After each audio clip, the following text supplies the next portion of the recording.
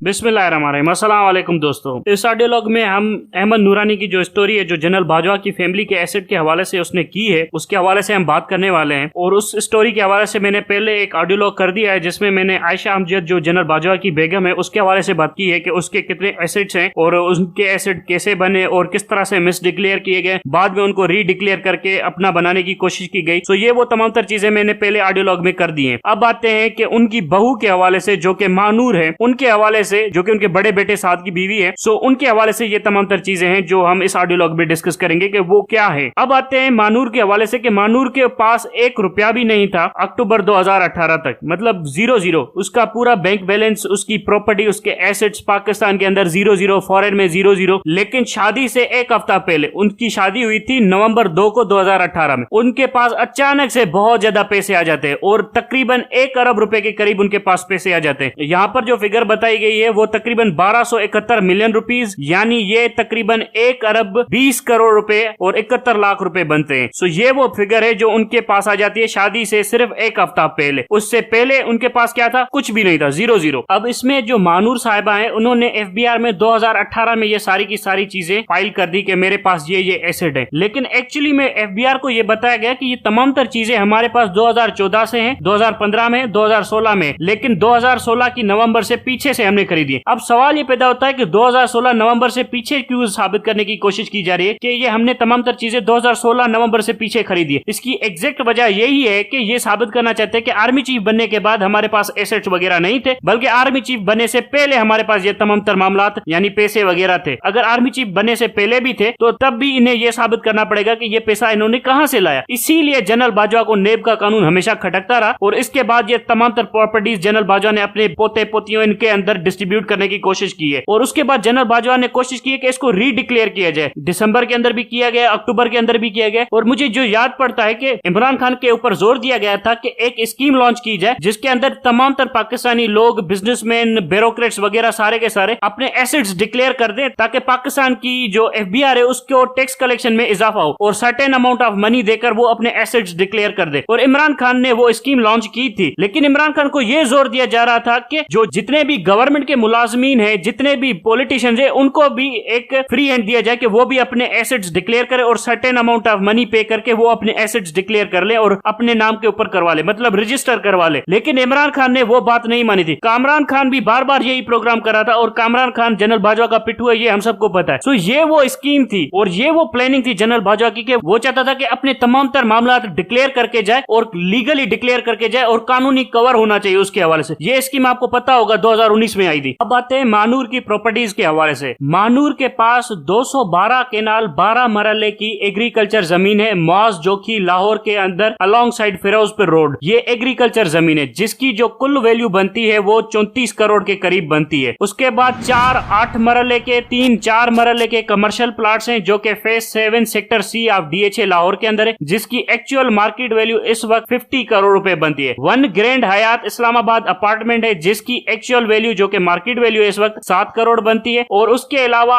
8 एक केनाल के, मतलब 8 एक केनाल के प्लॉट्स हैं जो कि डीएचए गुजरावाला में इसके ऊपर रजिस्टर्ड है, जिनकी टोटल वैल्यू 7 करोड़ के करीब बनती है। 15,000 शेयर्स हैं एक कंपनी के अंदर 2014 के खरीदे हुए। उस कंपनी का नाम एले रेजिडेंसी है और जिनकी जो वैल्यू बनती है तकरीबन 1.5 करोड़ रुपए बनती है। 15,000 के 1.5 करोड़ के शेयर भी है मोहतरमा के पास। अब अगर आप देखेंगे तो मानूर के पास 2018 से पहले उसने कभी कोई टैक्स डिक्लेयर ही नहीं किया, 0/0। मतलब उसके वालिद ने उसके नाम के ऊपर कुछ रजिस्टर किया था, वो डिक्लेयर करने की कोशिश की, लेकिन 0/0 इस बंदी के पास कुछ भी नहीं था। लेकिन 2018 के बाद शादी से 1 हफ्ता पहले इसके पास अचानक से टैक्स रिटर्न्स आते हैं, पैसे आना शुरू होते हैं और उसके बाद वो टैक्स रिटर्न फाइल पे फाइल करती जाती है और बहुत ज्यादा एसेट्स डिक्लेयर करती जाती है। ये हुआ है पाकिस्तान के अंदर जनरल बाजवा का जादू। इसके अलावा मानूर ने खुद के नाम के ऊपर एक कंपनी रजिस्टर की है जो कि मुझे नहीं लगता मानूर ने की होगी, इसको भी ये किसी ने दिलवाई होगी। अब मानूर मैनेजर है एक ऑयल कंपनी की जिसका नाम है टेक्स पेट्रोलियम पाकिस्तान लिमिटेड। इन नवंबर 2019 में आई थी। टेक्स पेट्रोलियम एक ओवरसीज कंपनी है जो कि पाकिस्तान में भी ऑपरेट करती है, जिसकी हेड ऑफिस दुबई के अंदर है, जिसकी मैनेजर मानूर है और जो पाकिस्तान के अंदर रजिस्टर हुई थी नवंबर 14 2018 को, लेकिन दुबई में रजिस्टर हुई थी जनवरी 16 2019 को। मतलब ये कंपनी पहले पाकिस्तान में रजिस्टर हुई, उसके बाद दुबई में रजिस्टर हुई। अब इस कंपनी के अगर डॉक्यूमेंटेशन वगैरह देखी जाए तो जो मिट्ठू मिट्ठू साहब है, मिट्ठू हमीद यानी साबिर मिट्ठू हमीद, जो कि मानूर के वालिद साहब है, वो इस कंपनी के डायरेक्टर हैं। और इनके जो भाई हैं, जो कि हामिद मिट्ठू के भाई हैं, वो नासिर हमीद, वो भी इस कंपनी के डायरेक्टर हैं। डायरेक्टर होते हैं जो ऊपर में बैठे होते हैं, जो बोर्ड ऑफ डायरेक्टर्स होते हैं वहां पर बैठे होते हैं, और उनके नीचे एक मैनेजर होता है जिसे हम आमतौर पर सीईओ कहते हैं, जो कि उस कंपनी को चलाया जाता है। सो इसी तरह से ये लोग डायरेक्टर थे और मानूर नीचे से कंपनी चला रही थी। मानूर दुबई में रहती है और दुबई से अपने शोहर के साथ मिलकर ये कंपनी चला रही है। और जो मानूर की ऑफिस है, हेड ऑफिस, वो भी दुबई में है। और मानूर ने अपनी लिंक्डइन प्रोफाइल के अंदर, लिंक्डइन एक सोशल वेबसाइट है, वहां पर बताया कि वो यहाँ की एक सीनियर मैनेजर है अब इस टेक्स पेट्रोलियम कंपनी की। अब यहाँ पर मैं एक और स्कैंडल बता देता हूँ कि जब इमरान खान ने पेट्रोलियम के ऊपर क्रैकडाउन वगैरह करने की कोशिश की थी, तब इमरान खान के ऊपर फिर से प्रेशर पड़ गया था कि ये इन्हें छोड़ दें, इनके ऊपर प्रेशर न डालें, अभी नई इंडस्ट्रीज बनी है, इनके ऊपर अगर क्रैकडाउन करेंगे तो ये दब जाएंगी। तो मुझे समझ में आ गया कि ये वही इंडस्ट्री है जिसके वजह से इमरान खान को ब्लैकमेल करने की कोशिश की थी पेट्रोलियम माफिया ने। आपने देखा नहीं होगा कि बीच में पेट्रोल इमरान खान नीचे करने की कोशिश कर रहा था, नीचे नहीं हो रहा था, ऊपर हो रहा था। सो जनरल बाजवा के बिजनेस इंटरेस्ट और इमरान खान के इंटरेस्ट बिल्कुल नहीं मैच कर रहे थे। अब आते हैं डीएचए गुजरांवाला के प्लॉट। यहाँ पर भी एक बड़ी करप्शन है। एक कॉमन प्रैक्टिस होती है ब्यूरोक्रेट सर्कल के अंदर के जब जहाँ पर कोई मेगा प्रोजेक्ट गवर्नमेंट का बनना होता है तो किसानों से पहले सस्ते दामों में वहां पर जमीनें खरीदी जाती है और फिर वहां पर वो प्रोजेक्ट बनाया जाता है और उसके बाद उस जमीन की कीमत बढ़ जाती है और फिर बाद में डिक्लेयर किया जाता है कि यार ये मेरी जमीन यहाँ पर पड़ी हुई थी, सो मैंने खरीद ली, और उसके बाद उसके प्रॉफिट वगैरह ऑन किए जाते हैं। सो मानूर के हवाले से भी यही केस किया गया। एक गुजरांवाला के एरिया है जहाँ पर डीएचए बनने वाला था, वहां पर बहुत ज्यादा जमीनें खरीद ली गई मानूर के नाम के ऊपर। हालांकि मानूर उस टाइम पर छोटी थी, मतलब बहुत छोटी थी, मतलब 18 से ऊपर भी नहीं थी, सो वो कैसे ये सारी की सारी जमीनें खरीद सकती है। और उसके बाद मानूर के पेरेंट्स ने अगर ये जमीन खरीदने की कोशिश की होती, यानी उसकी वालदा सादिया ने या उसके वालिद मिट्ठू साहब ने खरीदने होते, तो ये मानूर की सिस्टर्स के नाम के ऊपर भी ट्रांसफर हो सकती थी, क्योंकि वो भी इसके कस्टोडियन बन सकते थे, वो भी इसके ओनर बन सकते थे। लेकिन ऐसा नहीं हुआ। ये प्रॉपर्टीज तभी डिक्लेयर की गई जब मानूर की शादी हो गई साद बाजवा के साथ, जो कि जनरल बाजवा का बेटा है, और एक हफ्ता पहले ही उसके नाम के ऊपर हुई। सो इससे भी ये साबित होता है कि ये प्रॉपर्टीज भी जनरल बाजवा ने खरीदी। ये मिट्ठू साहब और उसकी वालदा का कुछ भी लेना देना नहीं है, सिर्फ मानूर के ऊपर इसलिए रजिस्टर की गई ताकि प्रॉपर्टीज को अच्छी तरीके से डिस्ट्रीब्यूट किया जा सके पूरे खानदान के अंदर, ताकि ट्रैक ना किया जा सके इन तमाम तर प्रॉपर्टीज को। ये बात हो रही है डीएचए गुजरांवाला के प्लॉट्स के हवाले से। अब आते हैं मानूर की बहनों के हवाले से। मानूर की बहन है हामना साबिर, 18 साल की हुई जनवरी 9, 2016 को। जो पहली टैक्स फाइल उसने की है उसमें उसने बताया कि उसके पास कुछ भी नहीं है, कोई फिजिकल एसेट नहीं है, सिर्फ एक बैंक अकाउंट है जिसमें छोटी मोटी सी कैश होती है, वो जो बच्चे नहीं करते कभी स्कूल में जॉब वगैरह, वो जो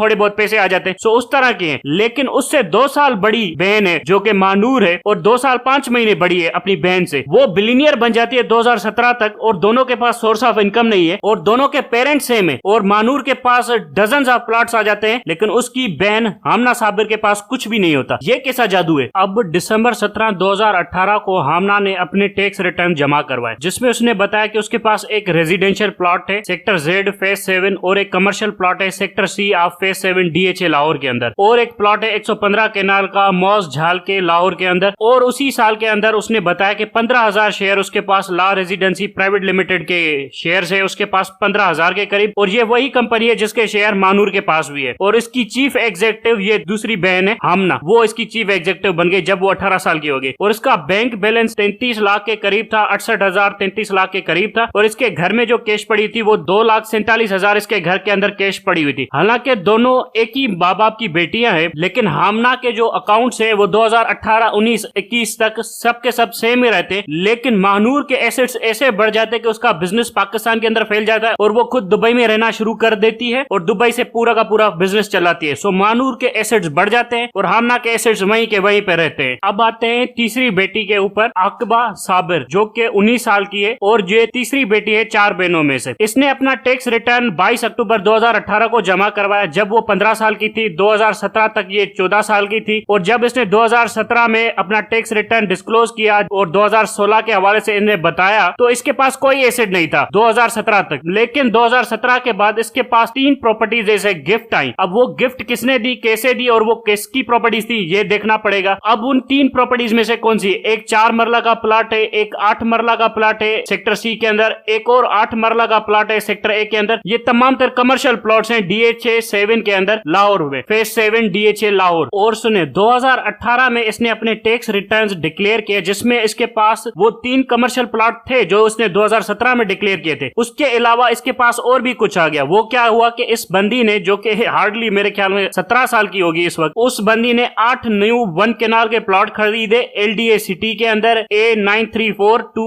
A941 पूरी सीरीज खरीद ली लाहौर के अंदर। उसके बाद एक 2 कैनाल का प्लॉट खरीदा DHA के अंदर जिसका एड्रेस 84W DHA है, और इसी साल इसने 14,990 शेयर खरीदे LA रेजिडेंसी प्राइवेट लिमिटेड के अंदर, जिसमें मानूर के भी हैं, इसकी बहन हामना के भी है, अब अकबा के भी हैं। बाय द वे रिमाइंड करता चलूं, ये सारी की सारी साबिर मिट्टू की फैमिली है जो बाजवा के समधी हैं। इसे मैं यहाँ पर बताता चलूं कि ये इन बच्चों को कुछ भी नहीं पता होगा, ये सारे के सारे काम बड़ों के होंगे, तो इन बच्चों के ऊपर कुछ कोई ना बोले, क्योंकि ये बच्चे ये बेचारे छोटे छोटे बच्चे 16-17 साल के, ये इन लोगों को क्या पता ये किस चीज के अंदर पड़े हुए हैं। अब आते हैं 2019 के हवाले से, जब वो हार्डली अकबा 16 साल की हुई होगी, जो मानूर की बहन है मुश्किल से 16 साल की हुई होगी, सो उसने अपना टैक्स रिटर्न डिक्लेयर किया, जिसमें उसने बताया कि उसने वो 8 मरला का कमर्शियल प्लॉट जो सेक्टर C DHA फेज 7 में था वो बेचा, वो 4 करोड़ के अंदर बेचा। और उसने पहले बताया था कि ये जो प्लॉट उसने खरीदा था वो सिर्फ उसने 56 लाख में खरीदा था, लेकिन उसको बेचा 40 करोड़ के अंदर, और उसके अंदर उसने 3 करोड़ का फायदा हासिल किया। ये भी अजीब बात है कि अचानक से उस प्लॉट की ऐसे कैसे कीमत बढ़ गई, और उसके बाद वो जितना भी पैसा बचा वो सारा का सारा पैसा अपनी वालिदा को, जो कि सादिया नाम है शायद उसको गिफ्ट कर दिया, और इसी वजह से उसके एसेट्स में कमी आई, और उसके बाद 2020-21 तक उसके एसेट्स में वगैरह में कोई भी चेंजेस नहीं आई। ये हो गया उसकी तीसरी डॉटर के हवाले से, जिसके एसेट के हवाले से हम बात कर रहे थे। अब आते हैं चौथी, जो कि बहुत माइनर है। अब जो चौथी सिस्टर है उसका नाम अहमद नूरानी ने नहीं लिया हुआ, अगर लेता तभी मैं यहाँ पर नाम नहीं लेता, क्योंकि बहुत माइनर है, उन बेचारों को कुछ भी पता नहीं होगा इन तमाम तर मामला के हवाले से। उसकी उम्र हार्डली 12 साल होगी इस वक्त तक। तो उसने जो अपना पहला टैक्स रिटर्न वगैरह जमा करा था उसकी एज थी 8 साल, अक्टूबर 22, 2018 में। ये जो टैक्स रिटर्न थे 2017 के साल के हवाले से बताए गए थे, और उस टाइम पर उसकी उम्र